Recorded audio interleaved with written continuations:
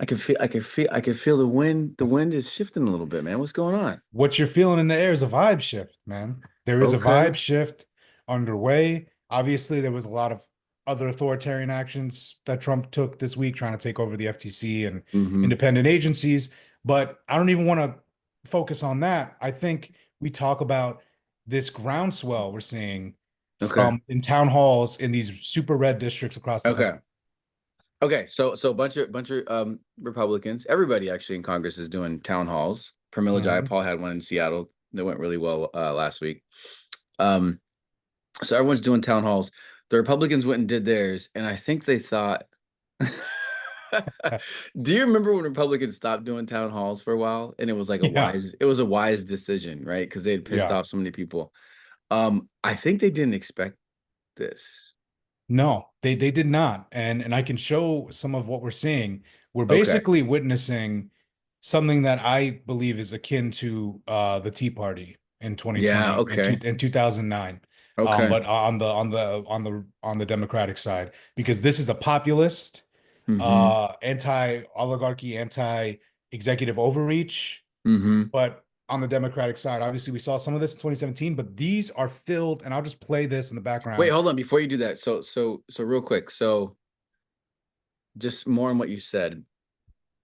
I think what you're saying is that so the Tea Party was an uprising on the right, and those were Republicans that were kind of further to the right. This is and those are like there were birthers in there, and Donald Trump comes up during that time. But you're saying that this is something that is it's impacting Republicans instead of being for them. This is energy that is rolling against them. I would argue that Yeah. it's not quite big D Democratic yet, but it's definitely folks breaking away from the Yes. right and also waking up in the middle, right? That's what you're talking Yes. about? That's kind of what I mean. It's when I say on the Hmm. Democratic side, I mean it's opposition to Republicans, where There you go. Okay. and obviously I don't want to compare it to Tea Party in any other way because that was a really messed up movement and it was extremist in different ways. But Yeah. the point is the populism and the energy of these town halls is familiar to that era. But Where and it's a I think you're right. You're right in that it is important to chart the shift in the political parties. I think that's a yeah. super important thing that you're calling out because we're going to see more of that, and I think we're going to see it on both sides, right? Mhm. Because each side is doubled down, right? Republicans are like more Trump, even though it was polling was bad for him for a while, and all this even when he wasn't in office.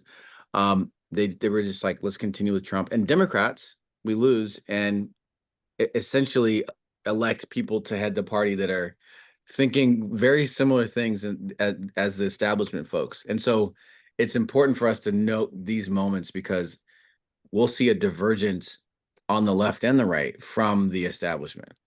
Exactly. And the reason why, again, like I use the Tea Party reference, and I hope people who are watching aren't like thinking I'm making any of the other comparisons other than the fact that it's people driven. Yeah.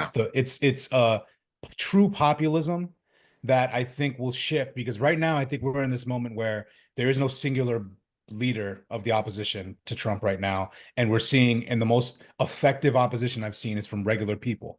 We saw it Mm, with the bishop, we saw it mm, in these other moments. And now we're seeing it in these town halls where we have in this one here with Rich McCormick, who I believe he won 60% of the vote. hmm. This is a really red district, Georgia's seventh district, and this person here is reading.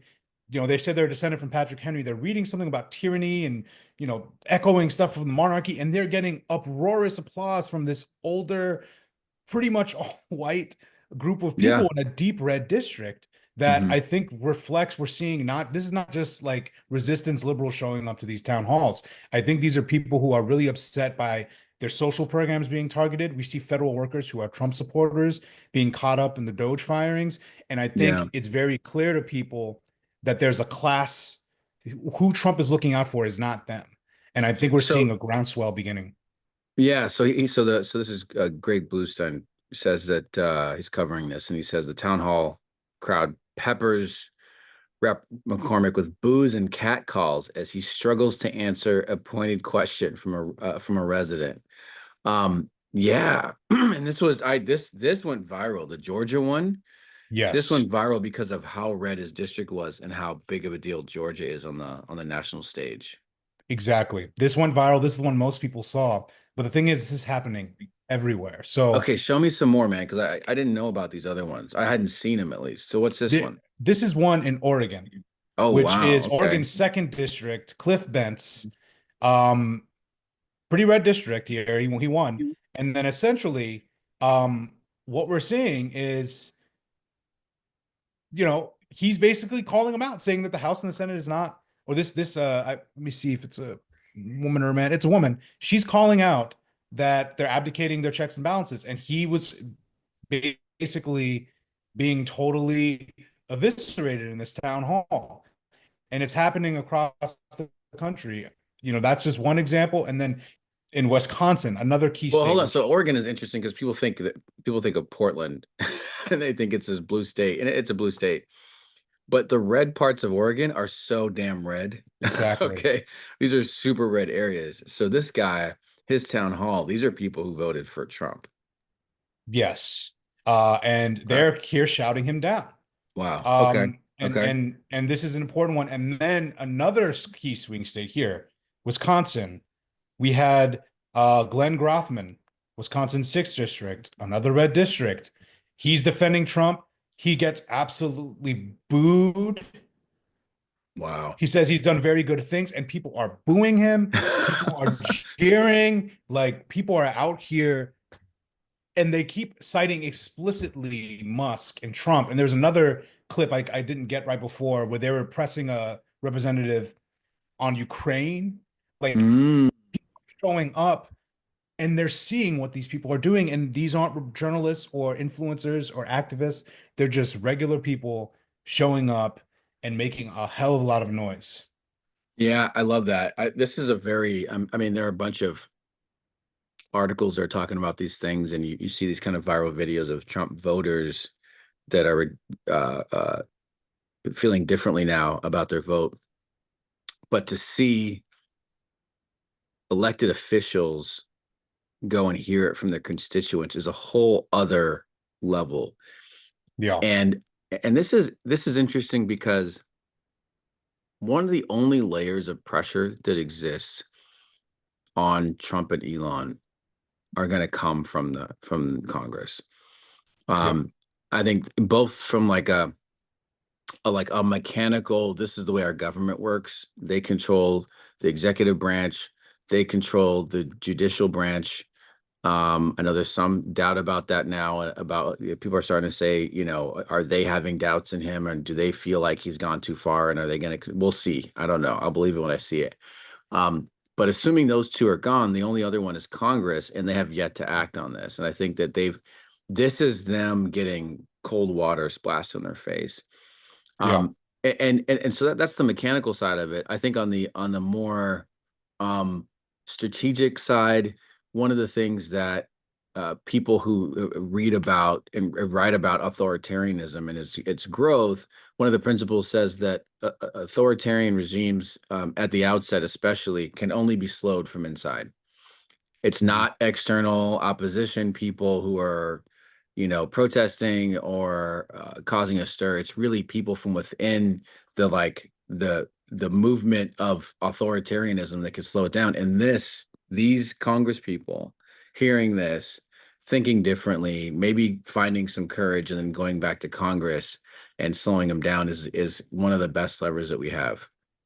Exactly. Public pressure works. And, it works on these Republicans because they care about reelection. When these Yeah. polls start to shift, the more like all they care about is their power. When it becomes politically toxic to just be a total sycophant, Yep. their sycophancy will decrease.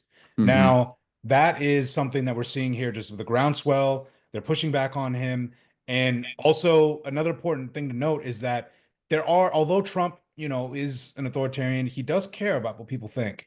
He does, I don't think he's, cares about the polls that much right now. But for example, the stock market is another check. Oh Is yeah. another check Yeah. on him, and the Dow just dropped 700 plus points on Did it Friday. really? Whew. Yeah, Okay. because of a lot of tariff fears and the other things Yeah. that are happening here. So if his rich friends start telling him he's got to chill, if we have people out here in these town halls, pressuring Republican lawmakers, telling them they have to step up. That pressure will just continue to build. And then not only that, it's not just these one-off events, it's polling. It's Okay. when these polls keep coming up, this is what moves the needle. This is what Yeah. literally got Biden to be knifed by his party, right? Like Yeah. Biden was kicked, like people will move if Metaphorically, I just want metaphorically knife. Yes, sorry, that was to a no, really, really rough. no, no, no, Did no. not You're fine because it was about Biden and it was in the past, so it's totally fine. You're also not gonna get a letter from the DOJ like and I'm a fan what's of his name? Biden too. I'm a fan of him. I'm not someone who's gonna. No, It's but more the just metaphor you're talking about is like, this you is know, like a betrayal, like a knife in the back. it's just Yeah. it's when someone is deemed no longer useful. Yep. Politicians tend to do what's in their interest. Yep. And this poll is one of many this week. All have shown decreases. But this one I want to cite specifically. This is the Washington Post Ipsos poll. Oh yeah, that's a And good one. and look at Trump's approval. 45. Honeymoon is over already. Yeah. 45 is not good. He's People underwater. he's underwater. 53 opposed. Majority opposed. Musk is like in the 30s, Hmm. right? And we'll get to Musk more in a second. He had a little stunt uh, that he pulled. And then who should control the next Congress? 54% Dems, Yeah. That's wild, man. I hadn't which seen is a this. wild swing where we've seen them underwater recently. And then here's another one here, given what we were talking about on the previous episodes, like uh 84% are saying Trump should obey court orders. So it's Hmm. like everything, it's like there's an anti-authoritarian, anti-oligarchy, anti-corruption constituency here that is Yeah. growing in the American public that we're seeing in this polling, in these town halls, everywhere. It's backfiring immediately. And I just gotta say, we called it. We were talking about this We literally did. We did, man. week We did. one. We said he's gonna beat himself. This is it. So this last part about should he obey the courts?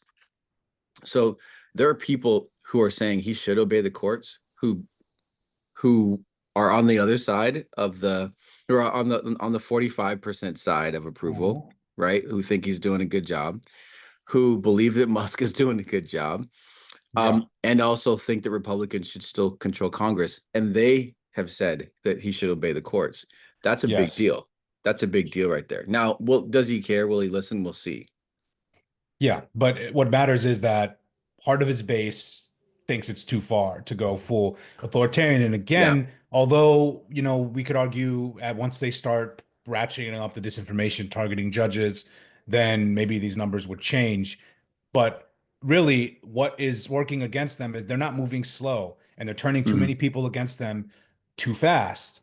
Like what we were talking about, like remember Yeah. week one, everyone was really worried. And I was saying I'm a little more optimistic because I actually thought they moved too fast and too Yeah. dumb and too Yeah. incompetently with the fund, like the funding freeze. That was the beginning of it all. Oh yeah. Oh yeah. Where you And impact your own people, broad and we're strokes. and we're seeing it now. And federal workers, Hmm. everyone knows a federal worker that got fired. Yeah. And there are Trump supporters who are going on MSNBC and CNN. There's multiple of them that are saying, I back this guy Yeah. and I support government efficiency, but now he's just targeting. And of It's course, just too far. Yeah. And this is an interesting thing too, because so before I remember before the election having these debates with people about what would happen. And uh I think I want to say right when we were in Washington, D.C., when we were interviewing a bunch of Trump voters, we were there for, a day or two after talking about what would happen. The executive orders start rolling out. And I said that I thought that his actions would turn people against us. I think one of the counter arguments to that was that they control information ecosystem. And so they could spin any of these things to convince people that the sky is not blue. And your point about speed is super important because the information ecosystem doesn't work as fast as what they're tearing down. And the immediate impact on people's wallets, on their jobs, on their livelihoods, and the way that information passes is much faster and much more effective than their slow trickle through Fox News. For him, he can only go on so many podcasts and talk to people and try to spin things differently. Um, I, I it, it's there. they're killing their own effort, and people, the truth is bleeding through, because Yes. in the same way that we couldn't spin the economy under Biden, Yep. we couldn't spin the price of eggs under Biden. They can't spin that shit either. And right now, Exactly. it doesn't matter what they say. It doesn't matter what Fox News tries to say. When people go home, this is the same argument. It's the same exact thing. When they go home and they look at their bank accounts and they look at their livelihoods and they're like, I have less now, and I'm seeing that it's you're doing stuff. It is going to cost the Republicans, and we don't Yes. we don't have to even message that. Like, this is them doing it to themselves. Exactly. And this is gonna sound privileged. I was just in Whole Foods the other day, and Oh yeah, it does, man. yeah, That's a little and flex right there. it's a little bit of a I flex, right? shop there I was too. at It's Whole fine. Foods, I'm yeah. eating some blueberries right now from Whole Yeah, Foods. see, they're good. They're good. But they had zero eggs. No, Yeah, yeah, yeah, yeah, and it's like, even the rich people can't get eggs, right? And it's like, you know what I'm saying sometimes. So what it is like yeah. Uh-huh. people's effects on their pocketbooks I'm move not gonna lie, man. I faster. was at PCC the other day. And I bought more eggs than I needed. Well, yeah, I there's did. They also had eggs, people. and I was like, I'm gonna get an extra thing of eggs. You hear that, everybody? There are people like Charles that are ones causing the egg shortage. Stockpiling eggs. All I could hear is my daughter being like, "Daddy, can I have some eggs?" And I'm like, "We don't have any eggs, baby. There's no eggs." And she was like, You had to "Oh." supply. Yeah, you So can't. now You I get. had to get 2 boxes of eggs. Sorry. Yeah, no, exactly. Yeah, I just get the big, the not the The dozen, but you 18 get the now? Are 18. You you? get the 18, and then you're good. But yeah, my point is like the effects on people's pocketbooks moves Mm-hmm. faster than the speed of disinformation. Like Yep. you can't convince someone that they have more money in their bank account than they do. And Yeah. you just You can't can't. do that. Yeah. Yep. And you can't convince them that they're paying less prices. People pay attention to that. And Mm-hmm. one point on that, I'm glad you talk about the speed move faster before they can spin it. Think about January 6th. Everyone in the Mm. immediate aftermath, before there was any You're time to right. spin it or rewrite it, the entire planet turned Yeah. on this man, Donald. Yep. Zuckerberg, the social media companies, the Republicans. McConnell was on the floor giving patriotic speeches about how Mm-hmm. Trump was to blame. Everybody, McConnell's only mistake, which he could have gotten away with, he could have convicted Trump, Mm-hmm. and people would have backed it at that moment, but he didn't. But the point is, whole country against this guy. But then after 4 years of Yeah. spinning it, they Mm-hmm. were able to then gaslight the base into believing otherwise. But with this stuff, this is different because not only is it where you see the cause. What Yeah. Trump's changes, it's when you see plane crashes fall, you see planes Oh falling out the yeah. sky, and then you see headlines of Trump cutting FAA. Yeah. It's hard for people to get a spin on any of Mm-hmm. this, and people are starting to directly blame. Once you're an incumbent, you own everything. That's the reason why Biden lost. And Yep. now Trump is incumbent and he owns everything. He's never been good at governing. The only thing he's good at is talking about how horrible everything is and how he can fix it. But when he's Mm-hmm. in power, like we saw with 2020, he is horribly incompetent and doesn't fix anything, and the voters blame him. So what Yep. Democrats are going to have to do, which it looks like the voters are already doing at these town halls, is attach Trump's and Musk's failures to Republican lawmakers. And we're already seeing that work being done for Democrats by everyday voters. That's right. Okay. So on that point, I want to end with this. Unless you got one Wait, more point on this. I got one more. Well, You got one aside more. from Okay. I got one more thing. I got one more thing to show. Well, Oh okay. my Well, gosh. first on the point, first on the point of Democrats adding to the Washington Post poll. This is fresh off the press, like literally this Saturday afternoon. A new D plus generic ballot from Trump's pollster, bro. Oh, So this is just came in just this now. came out just now. What is this? Yeah, This 1 is 1 this p.m. is Tony Eastern. Fabrizio, generic ballot D+5. And after Okay. we've seen horrific polling for Dems, all the winds are pointing towards the other way. So that's just something to add on there. Okay. Um, So this is this is D plus 5 across the country. Okay. the generic Dem ballot, yeah, the thing that typically we see as a good indicator of the midterms. Okay, so this guy, I mean, this is Trump's pollster Yes, which that means is it saying, likely underestimates Dems. right. I just want to put a like flag that, guys. This is not just any poll. This is Trump's people saying that it's D plus 5. Yeah, Okay. and down here. just another bit. It echoes what we've been talking about. Mm. 66% say tax priority should be helping working class, and they want healthcare credits. It's this populist, true populist message that we're seeing here, this class consciousness that's rising, that is the thing Democrats should hop into. And I mean, they're talking about they want tax credits. We haven't even gotten to the thing where they're about to try to chew into entitlements. Like these people, like Exactly. whatever your fixed income is from the government, that is going to get chipped away. And so we're not at the apex of outrage on the right against the Trump administration. We're just getting Exactly. started. We are just Yeah, getting started. because we're just getting started because they're about to put these they're about to put all these cuts to SNAP benefits and Medicaid and everything else. And so yeah, meanwhile, there's a reason why, just when I top it all off, the reason why this is happening is because this guy is the Dude, face of the administration. dude, what the actual fuck is this? What?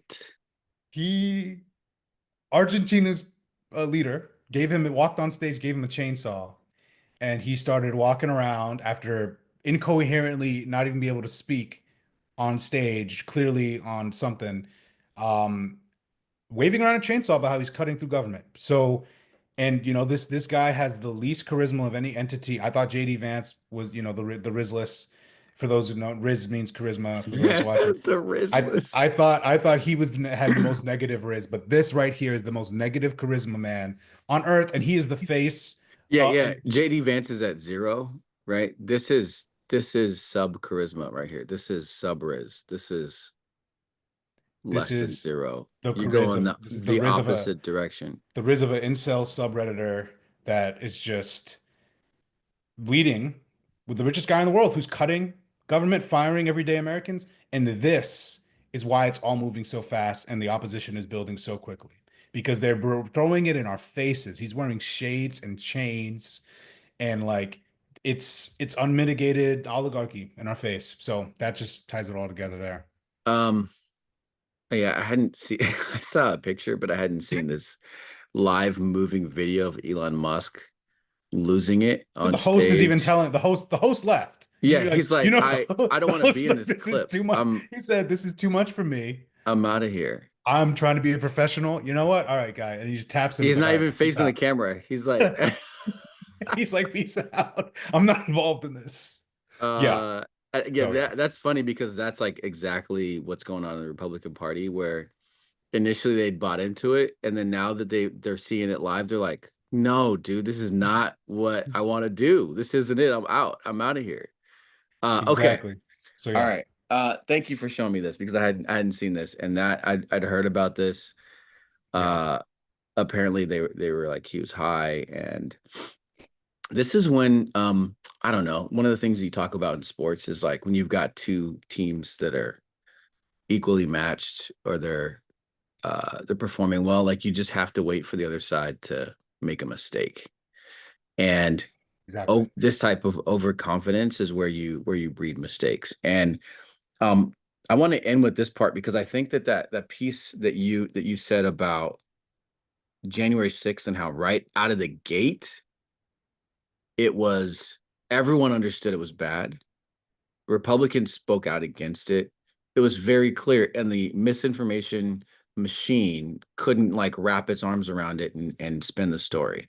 So now, so like this is the what do we do, right? Because if we say eventually in 4 years or 3 years or whatever, they're going to spend Elon Musk destroying the government into some kind of like benefit for regular Americans. So we've got to take advantage of this moment now and use their doubt to grasp back some of this power. We are down 4 seats in the House. And when I say we, I mean, I know that you're an independent journalist. I just mean like sane Americans who care about democracy. Okay. Pro-democracy, yeah, The pro-democracy people who movement is could down. the people who could slow this authoritarian regime down are 4 seats down in the House, which means that we only need to win 2 seats, right? That's how the math works to get to half. We can do more than that though. Um, they have made they thought was a good idea, which was to choose Democrats in deep red states, or excuse me, Republicans in deep red states for the cabinet, and we've got some House seats. And so what can we do? We think that we actually can go after some of these House seats. And so at Common Power, when I say we, I mean me, Ahmed, me. I know, man, not Yeah. you. I Me. got no part in it. No, I'm just kidding. Hey, news programs. It's me, Charles, leading Common Power. But these are the seats that are up for grabs here in in Florida. It's Matt Gaetz's seat Hmm. up there in the Panhandle, up there in the first district up there, the top left, and then the sixth district. Or do I have it backwards?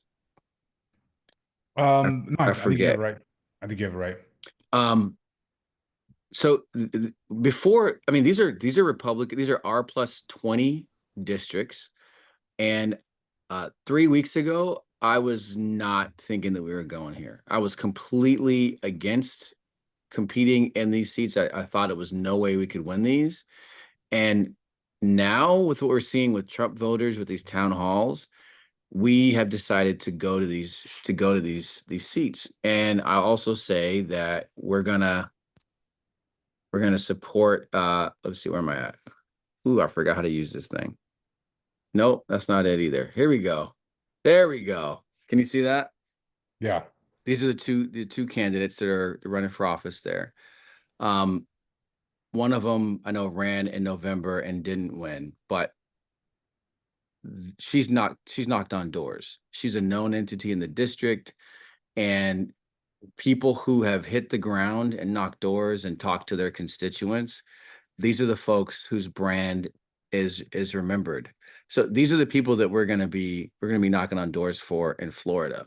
The broader point here is that we're gonna compete everywhere. The broader Yeah. point here that I wanna say to everybody is that